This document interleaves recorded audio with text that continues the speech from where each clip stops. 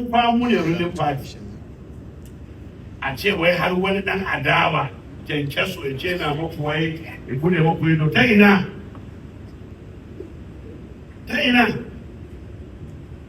ko wani da ke cikin jami'ar mu muka bashi inuwa ya more bayan ya kuma gama sata mun kuma sani mun daga ido ne ya ce zai iskanci za mu buɗe fadin shi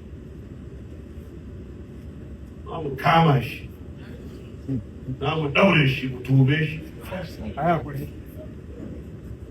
dan iskan ne mana iskanci kowa kun san bala'in da suka yi kun kuma san ɓannan da suka yi sai ya ce ku da mai shi tas kuma ba wanda zai ba mu hakuri don bara mu duk yawan dubbunan ɗaruruwan mutanen da ake kashewa a Niger ba gobe taɓa fitowa ya yi magana ba sai wannan lokacin saboda 'yan adawa saboda ya raina mutanen Niger saboda bai ganin girman mutanen Niger saboda ya raina talakawan da suke yin zaɓe a jihar Niger.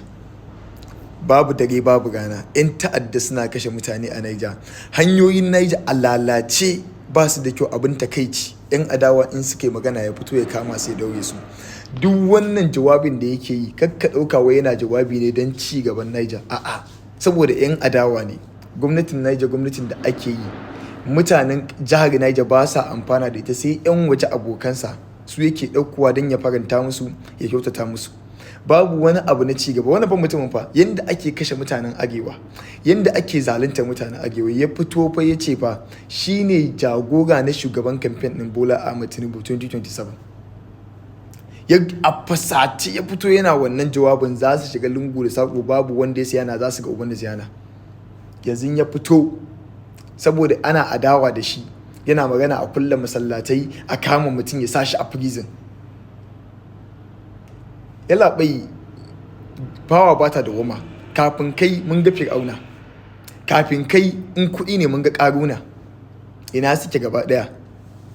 Ga wasu nan ta zama abin tarihi a Misira. Ka je Misira za ka ga Fir'auna, in baka je ba za ka ga gawan Fir'auna.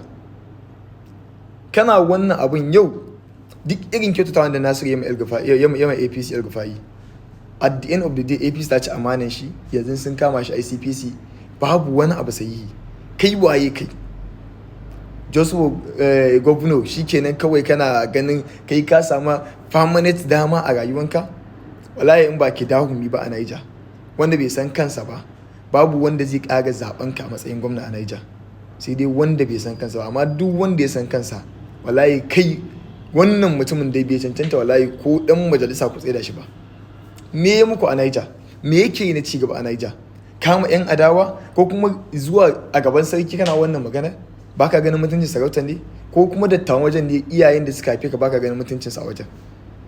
Sai an yi magana a ce kaza kana magana wai what the hell is that? In Niger kuma aka zaben ka? Wani mai hankali ne zabe ka aka a Niger? Wani mai tunani ne zabe ka? Ai ka yadda ka ita ce maslaha.